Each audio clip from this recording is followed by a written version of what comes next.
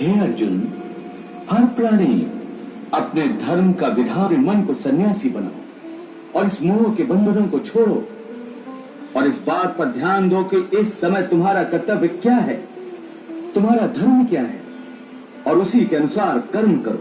हे केशव, एक तरफ तुम सन्यास की बात करते हो, सन्यासी की भांति सब नाते रिश्तों के बंधन को तोड़ने को कह रहे हो, और दूसरी ओर मुझे कर्म करने को कह रहे हो।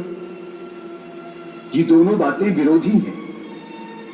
तुम जानते हो कि मनुष्य जब कोई कर्म करता है तो उस कर्म का कोई कारण होता है, कोई प्रेरक होता है जिसकी प्रेरणा से मनुष्य कर्म करता है। कोई भावना तो होती है जिस भावना की पूर्ति के लिए मनुष्य अच्छा बुरा कोई भी कर्म करता है। अर्थात कर्म की जड़ में एक भावना होती है और भावना की जड़ में कोई ना कोई रिश्ता होता है, क्योंकि किसी संबंध किसी रिश्ते के बगैर तो भावना पैदा नहीं हो सकती। अर्जुन, तुम ठीक कह रहे हो।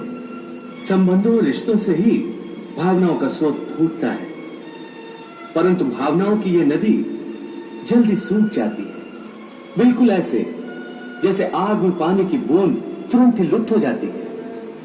मरने वाले की चिता के ठंडे होने से पहले ही रिश्तेदारों की आंखों के आंसू भी सूख जाते हैं। तिलक। हे अर्जुन, हर प्राणी अपने धर्म का विधान मन को सन्यासी बनाओ और इस मोह के बंधनों को छोड़ो और इस बात पर ध्यान दो कि इस समय तुम्हारा कर्तव्य क्या है, तुम्हारा धर्म क्या है, और उसी के अनुसार कर्म करो।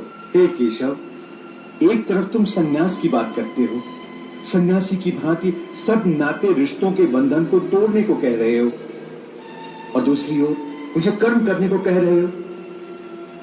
ये दोनों बातें विरोधी हैं। तुम जानते हो कि मनुष्य जब कोई कर्म करता है तो उस कर्म का कोई कारण होता है, कोई प्रेरक होता है जिसकी प्रेरणा से मनुष्य कर्म करता है। कोई भावना तो होती है जिस भावना की पूर्ति के लिए मनुष्य अच्छा बुरा कोई भी कर्म करता है।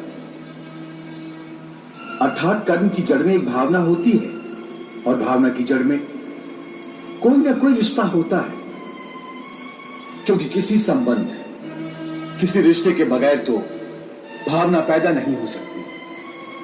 अर्जुन, तुम ठीक कह रहे हो।